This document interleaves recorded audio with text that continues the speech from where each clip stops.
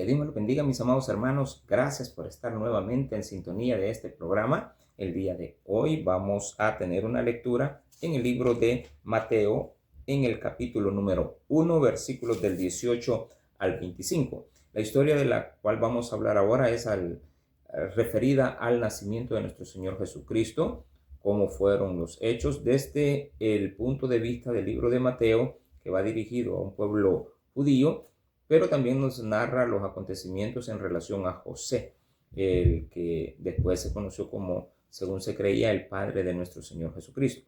Más sin embargo, vamos a ver algunas cualidades específicas, características que tienen que ser tomadas en cuenta para poder entender el porqué, la actitud de José en esta determinada circunstancia.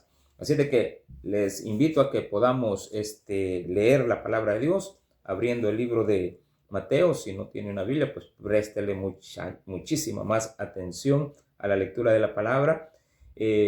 Agradecerles a todos de antemano, a los que están en sintonía, a los que están compartiendo estos mensajes, los que están inscribiéndose, también suscribiéndose a la página de la fanpage de su servidor, y también los que están viéndolo en el canal de YouTube. Poco a poco vamos a ir trabajando, como siempre lo he repetido, en las características técnicas que tienen que ver con la transmisión de estos mensajes. Pero espero en el primer inicio estar haciéndolo humanamente posible. Así de que dice la palabra de Dios: el nacimiento de Jesucristo fue así. Estando desposada María, su madre, con José, antes que se juntasen, se halló que había concebido del Espíritu Santo. José, su marido, como era justo y no quería infamarla, quiso dejarla secretamente. Y pensando él en esto, he aquí un ángel del Señor le apareció en sueños y le dijo: José, hijo de David, no temas recibir a María tu mujer, porque lo que en ella es engendrado del Espíritu Santo es. Y dará a luz un hijo y llamará su nombre Jesús, porque él salvará a su pueblo de sus pecados. Todo esto aconteció para que se cumpliese lo dicho por el Señor por medio del profeta, cuando dijo: he aquí una virgen concebirá y dará a luz un hijo, y llamará su nombre Emmanuel, que traducido es Dios con nosotros. Y despertando José del sueño, hizo como el ángel del Señor le había mandado y recibió a su mujer, pero no la conoció hasta que dio a luz a su hijo primogénito y le puso por nombre Jesús. Oremos al Señor. Padre, gracias te damos porque nos da la oportunidad en el día de hoy, un día maravilloso, un día hermoso, porque tú lo has creado y todo lo que tú haces es bueno. Te pedimos, Señor, que nos dejes el entendimiento necesario para poder entender tu palabra, pero también te pedimos por aquellos que están convalecientes, los que están enfermos, que tú les ayudes.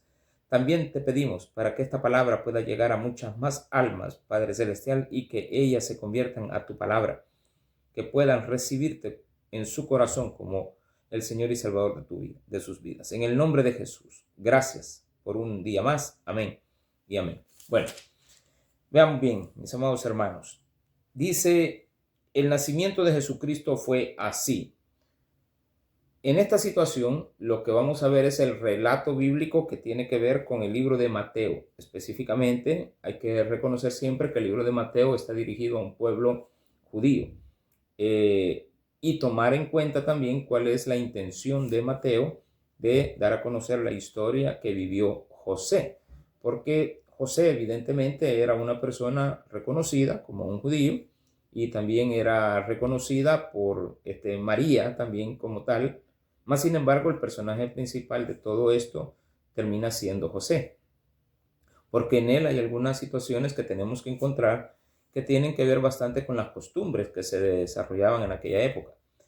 Pero dice lo siguiente: el nacimiento de Jesucristo fue así, estando desposada. Miren la primera parte que nos aparece acá, un desposorio. Muchas veces nosotros queremos entender esto de la relación entre María y José como una relación al estilo continental, al estilo occidental, perdón, donde acostumbramos a que los muchachos se conozcan de adultos, las personas no conocemos de adultos, y en esa adultez pues nos enamoramos, los padres ni cuenta se dan, de repente, muchas veces, de repente les llegamos a presentar a la persona con la cual hemos establecido una relación de noviazgo, y vamos donde los padres, ellas van a los nuestros en la forma, esperamos que sea la más adecuada. En otras circunstancias, pues es totalmente diferente. Ya cuando hasta tienen hijos, nos venimos a dar cuenta. Pero Lo importante es esto. Aquí dice que estando desposada María, en las costumbres judías de aquella época, se manejaban 3 etapas para llegar al matrimonio. La primera se le llamaba el compromiso. Este compromiso se adquiría cuando los jóvenes eran niños, incluso no necesariamente niños que ya se interrelacionaban entre ellos. Muchas veces era un compromiso que tomaban los padres, por eso se llama compromiso. Los padres de una familia tomaban la decisión de que el niño que había nacido, y conocían de una niña que había nacido en un hogar cercano, estas personas tomaban el compromiso de educar a sus hijos para que en el futuro pues fueran ellos una pareja. Entonces la primera etapa se llama compromiso, y muchas veces era un compromiso que firmaban los padres, y también lo podía hacer un casamentero. Pero venía la segunda etapa, los niños crecían, llegaban a una cierta edad, también podía ser entre una persona, un niño ya un poco crecido, unos 10, 12 años, y se comprometía y se hacía un compromiso con una recién nacida. Entonces de esa manera pues no había problemas con cuestiones de edad, pero siempre se llevaba el reglamento de que tenían que ser menores. Ahora, resulta que en el tiempo pasaba a la segunda etapa del matrimonio, antes del matrimonio, y se le llamaba desposorio. El desposorio, ahí sí, ya los jóvenes se conocen y los vínculos se pueden romper antes del desposorio. Vamos a entrar a la etapa del desposorio, pero ese desposorio podía ser la etapa previa para poder romper el compromiso.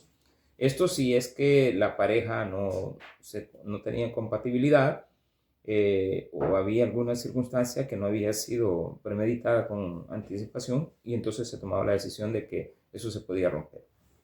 Pero una vez se establecía el compromiso, ya no se podía romper. A partir de ahí, la persona se consideraba esposa, se consideraba el esposo. Más sin embargo, no necesariamente estamos hablando de que ya vivían juntos en una relación matrimonial. Todavía no es el matrimonio, es el desposorio. En el desposorio, ella es la esposa. Este periodo duraba más o menos un año. En este año, el joven seguía viviendo con sus padres, la madre también, o la novia, en este caso, con sus padres. Podía existir esa interrelación, se conocían, pero ya entre la sociedad ya se conocía como la esposa en el caso de María, la esposa de José. Entonces estamos en el periodo no del compromiso, sino que ya desposada, pero no en un matrimonio ejecutado. Y eso es muy importante, porque muchas veces esto se da a malas interpretaciones. Pastor, pero estamos hablando del nacimiento de Jesús. Sí, pero la idea es enseñar acerca de el por qué esta situación se dio, porque viene un acontecimiento que no estaba premeditado. Dice así: José su marido, bueno, antes que se juntasen, se halló que había concebido del Espíritu Santo. Estaba desposada antes que se juntasen. Esa palabra juntasen sí habla de el matrimonio propiamente dicho, que podía ser un año después. Se halló que había concebido del Espíritu Santo. Bueno, no es así nomás. Viene el pensamiento a José, que no sabe nada. Dice acá, su marido, le llama marido, pero no está casado, ya lo expliqué. Como era justo, una persona que tenía conocimiento del respeto de las leyes divinas basadas en las enseñanzas de Moisés, dice, y no quería infamarla porque había una ley que establecía cuál era la condición de que a ella le correspondía por estar embarazada en el periodo del desposorio. Evidentemente él no la había conocido. Quiso dejarla secretamente. Y pensando él en esto, pensamientos, pero no hay que confundirlo con pensar, sino que es un pensamiento, le vino a él, he aquí un ángel del Señor le apareció en sueños. Él andaba en ese pensamiento, pero una noche duerme y en ese sueño, en ese dormir, soñó y le dijo, hijo de David, no temas recibir a María tu mujer, porque en lo que ella es engendrado del Espíritu Santo es. y dará a luz un hijo, y llamará su nombre Jesús, porque él salvará a su pueblo de sus pecados. Todo esto aconteció para que se cumpliese lo dicho por el Señor por medio del profeta cuando dijo: He aquí una virgen concebirá y dará a luz un hijo y llamará su nombre Manuel, que traducido es Dios con nosotros. ¿Hasta dónde llegó la parte primera del sueño? Llega al entendimiento de que él ha estado pensando, pero ahora recibe una revelación. Esta revelación en un sueño. Pero ¿por qué es importante esto? Porque los judíos, en el caso de José, tenían claro en el concepto de ellos qué es el Espíritu Santo. Para José, y como para cualquier judío de aquella época, devoto, interesado y conocedor de las Escrituras, el Espíritu Santo era 4 cosas. Una de ellas era el que traía a los hombres la verdad de Dios. ¿Qué hace el Espíritu Santo? Trae la verdad a los hombres, la verdad de Dios a los hombres. Pero no solamente eso. El Espíritu Santo también es el que capacita al hombre a reconocer esa verdad. Número 3. Todo judío conectaba al Espíritu Santo con la obra creadora de Dios. Decía él, Dios es el creador, el Espíritu Santo es el que conecta esa obra creadora. Pero también estaba otra, que todo judío entendía que también el Espíritu Santo conectaba a Dios con la obra recreadora. Ejemplo, Ezequiel nos explica de que Dios le dio vida a los huesos que estaban secos. Dios le puede dar vida a una mujer como Sara, que está muerta, no evidentemente en físico, sino de que no podía dar vida. Entonces puede dar vida. Lo conectaban directamente como el Dios creador de todas las cosas del universo y de todas las cosas que hay. Que no hay nada en el universo que exista, ni en la tierra, en ningún lugar, que Dios no lo haya creado. Entonces, está relacionado con la obra creadora, pero también con la recreadora. Y primeramente, también en la primera etapa, el judío entiende de que el Espíritu Santo es el que trae a los hombres la verdad de Dios y que también le revela al hombre la verdad de Dios. Entonces dice: todo esto aconteció para que se cumpliese lo dicho por el Señor por medio del profeta cuando dijo: He aquí una virgen concebirá y dará a luz un hijo. Okay. También existía la situación de las vírgenes, que una mujer, por ejemplo, si estaba desposada y su marido fallecía en el desposorio sin haber tenido una relación sexual con ella, evidentemente esta mujer quedaba viuda porque ya estaba en la etapa del desposorio y por lo tanto se le consideraba a ella como esposa.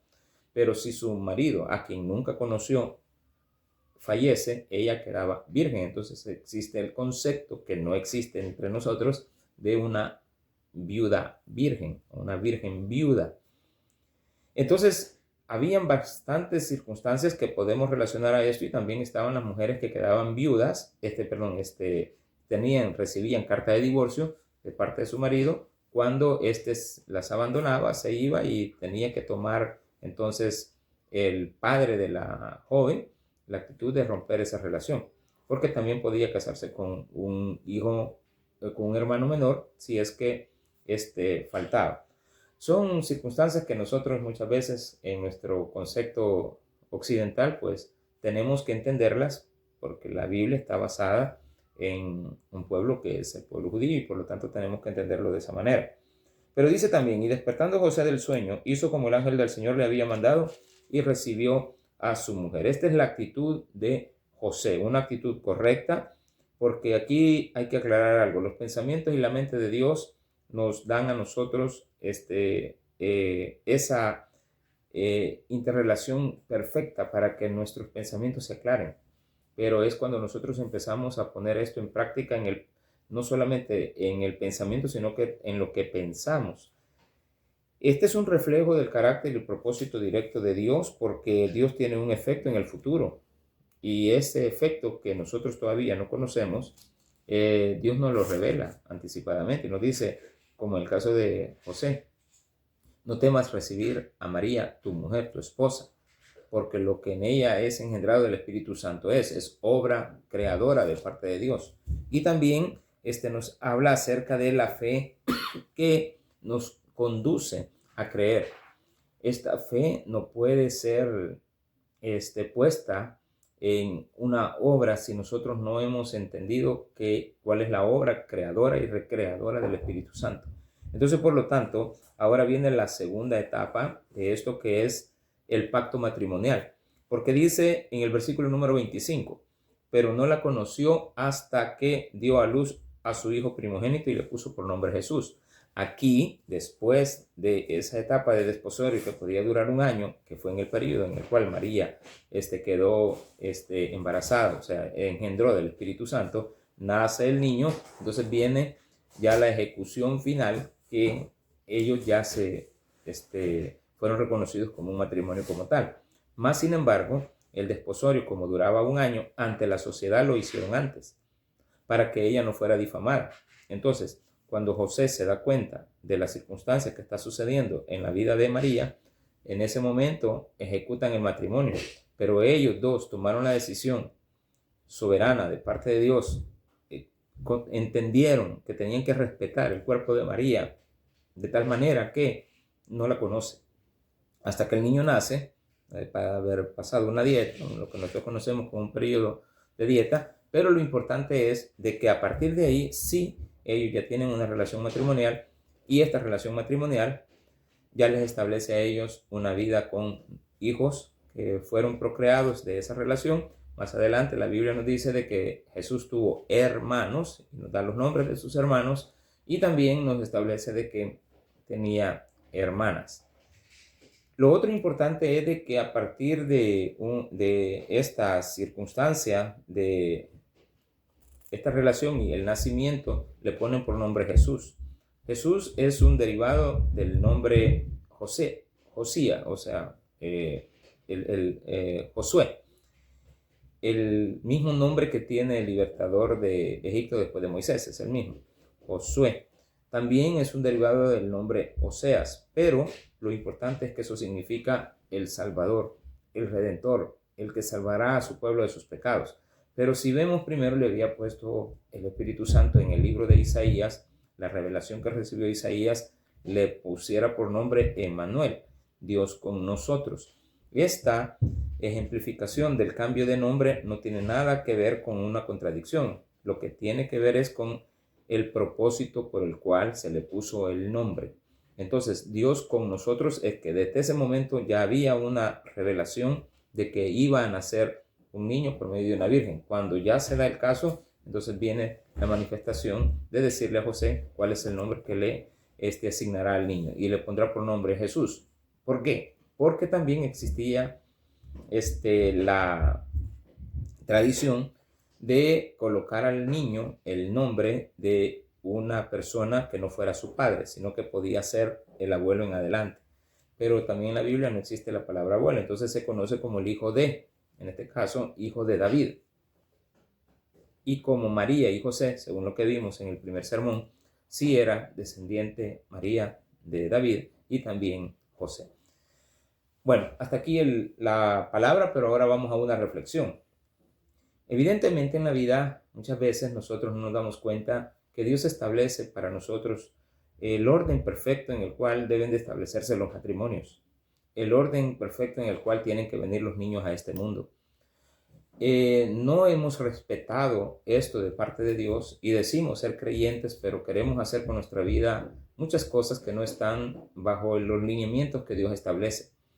Le hago un llamado a usted, a los jóvenes, a cualquier persona que quiera emprender una relación que debe de terminar con un matrimonio, que hay etapas. En nuestro caso continental, occidental, está establecido primero el noviazgo, pero también los novios deben de hacer participar a los padres, que los padres estén de acuerdo, y muchas veces no se les quiere presentar porque creen los jóvenes que sus padres no van a estar de acuerdo. El padre que es consciente de las circunstancias de estas relaciones y cómo inician, van a terminar, o bueno, van a ver primero cómo están las circunstancias y aceptar. Más sin embargo, si ven algo que no es correcto en la persona, se lo advertirán a los jóvenes y les dirán: esta persona tiene estas y estas características que tú quizás no has visto, pero deberías de tomarlas en cuenta. Ahora, las personas en nuestro ambiente son libres de tomar decisiones.